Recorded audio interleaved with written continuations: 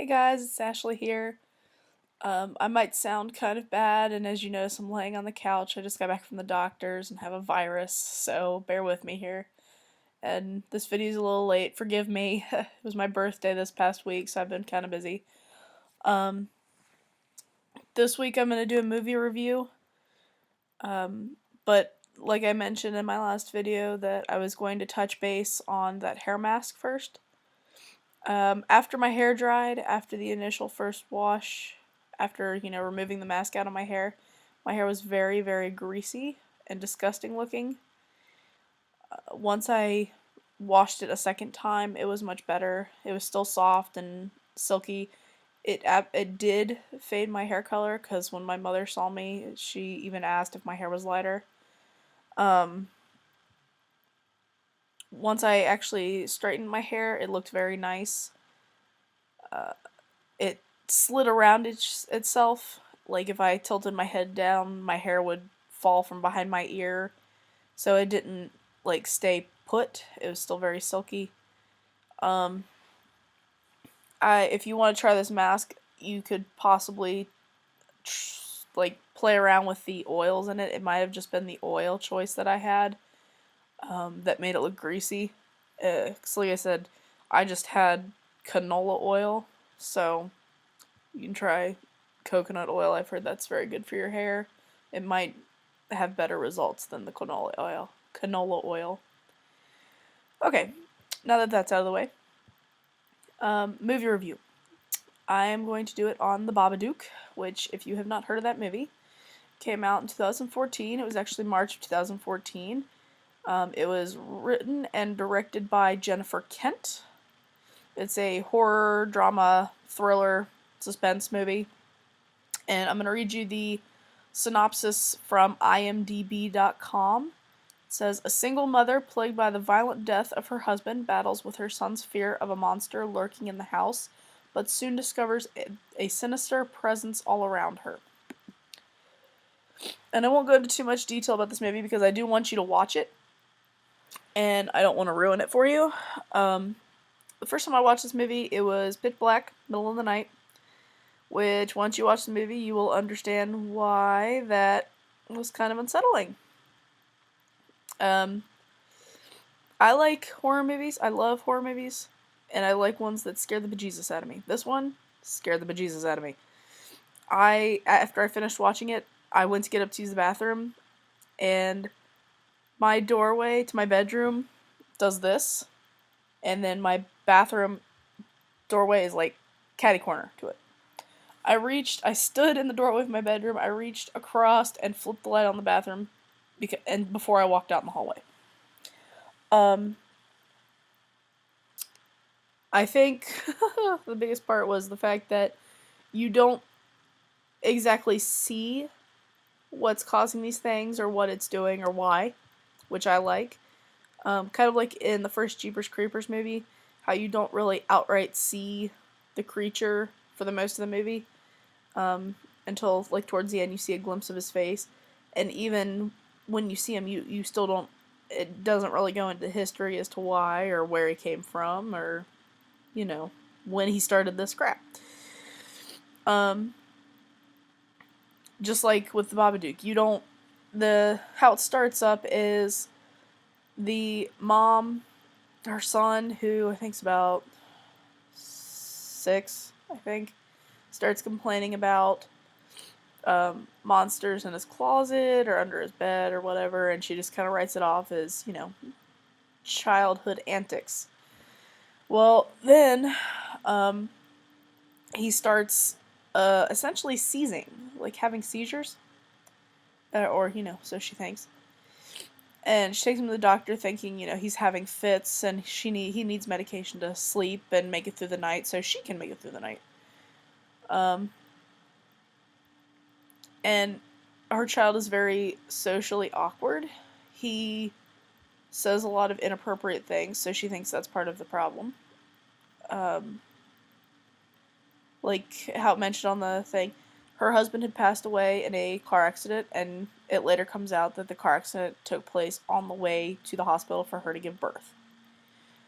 And as it mentions several times throughout the movie, the kid brings up that his dad died because of him, essentially. And you see how people react to that statement, which I think is a nice way to continue through the movie. There's like that little recurring theme, and just to see how people adapt to it. But you have the mom that's obviously suffering from post-traumatic stress and trying to cope with being a single parent while battling that. And then whether or not she is losing her mind or if there is actually something causing these problems in the house. What I like is the fact that it's a more realistic plot. I like the fact that it's a single parent that has faced tragedy and is struggling to take care of herself and her son, who she assumes is having medical problems because of what's going on in the house. She doesn't automatically jump to, this house gives me the creeps, or there's something in this house.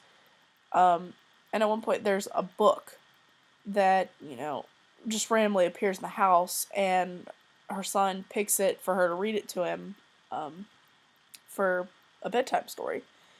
And I won't tell you about the book because I don't want to ruin the entire movie for you, but as she's reading this and is seeing, oh hey, this is definitely not anything I would have bought for my child, she ends up disposing the book, and the book keeps coming back. And she thinks somebody's stalking her and her son. So she goes to the hospital, she goes to the police department, and then when her son starts having more fits, she takes him to the hospital. So she goes through what I feel would be normal parental reactions to something weird. That's what I like, because it makes it seem you can empathize more, and you can fit into her shoes more, which I think is what makes this so creepy. And like I said, you don't see outright, you see glimpses, but you don't see outright of what's doing this, and you don't know why, which I like. It's creepy. Like, you can rationalize all you want, it makes it less scary. If you have a reason for why something's happening, it makes it less scary. But if something's just happening because it can, you don't know how to fight against it or prevent it. It's just you kind of have to let it happen. Towards the end, I think they have left this open so they could possibly do a sequel. I don't know how I'd feel about that, mainly because I am not a huge sequel fan, because they usually are terrible or aren't needed. That's what I discover happens more than anything. They're just not needed. This, I could see it either taking a turn to see the sequel be how this evolves with the child growing up in the house, or they move away and a new family moves in. Which, how many movies have we had that happen in? But if it were the latter, where a family moves into this house, I feel like it would be exactly the same as the first movie, unless they had it to where they figured out how to defeat this thing or get it out and gone. But that's just, to me, like a cop-out. Like, oh well, this was so clever, we're out of ideas. But more money. Because I like the concept of the movie. This is a concept that I've heard a lot about. I haven't seen another movie with this same concept, and it ended on a wildly different note than most horror movies, which I like. I like to have horror movies that are different, because you can only watch so many horror movies where a group of teenagers go to an abandoned cabin in the woods. Looking at you, 50% of horror movies.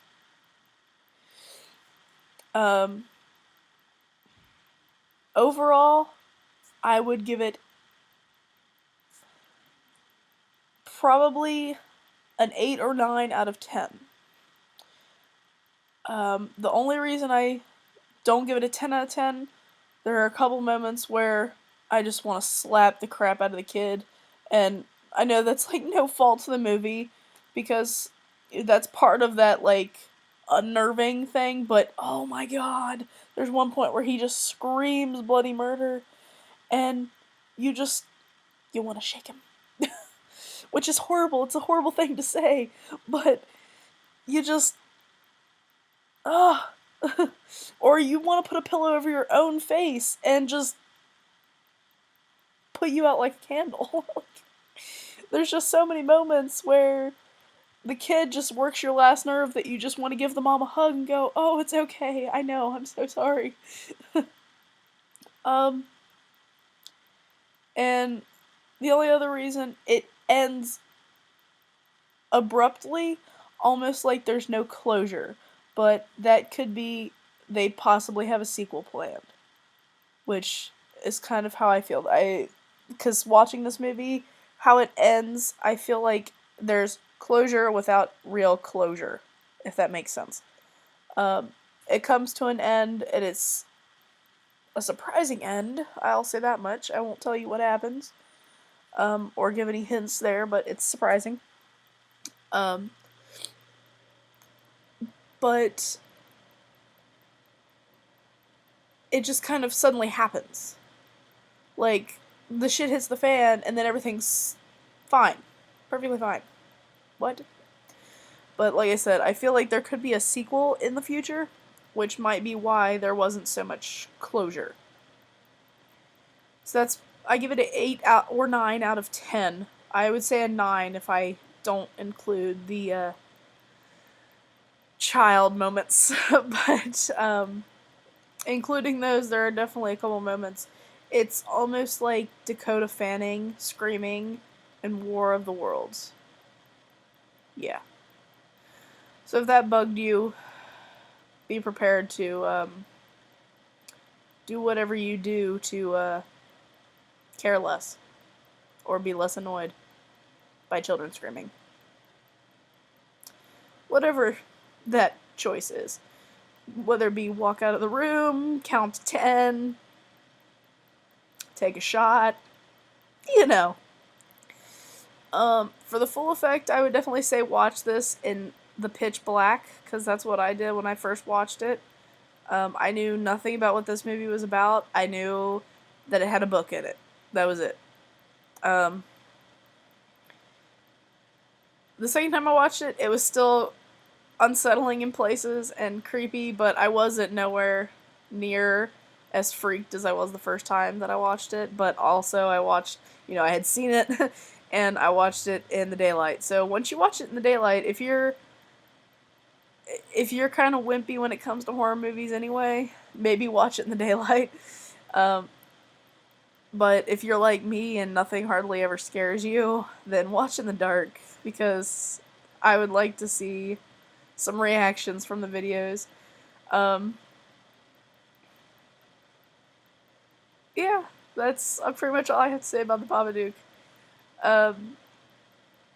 If you have any comments, questions, or suggestions on either beauty reviews or even movie reviews, since now I've officially started those too, feel free to comment below with them.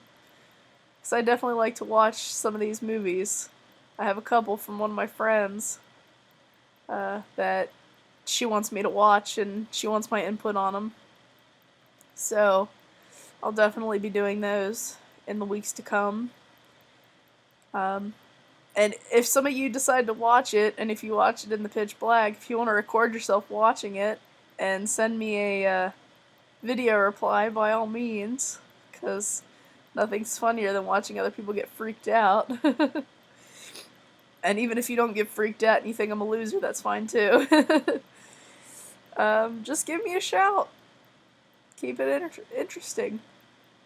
Well, thanks for watching. Sorry I'm not as lively or put together as I normally am. I'm sorry I'm a mess. And I'm sorry that my voice is a mess. Although I don't know how bad it really is. It's probably not as bad as I think it is. But yeah. So, the Babadook, watch it. And then give me a shout. What you think about it. If it scared the bejesus out of you.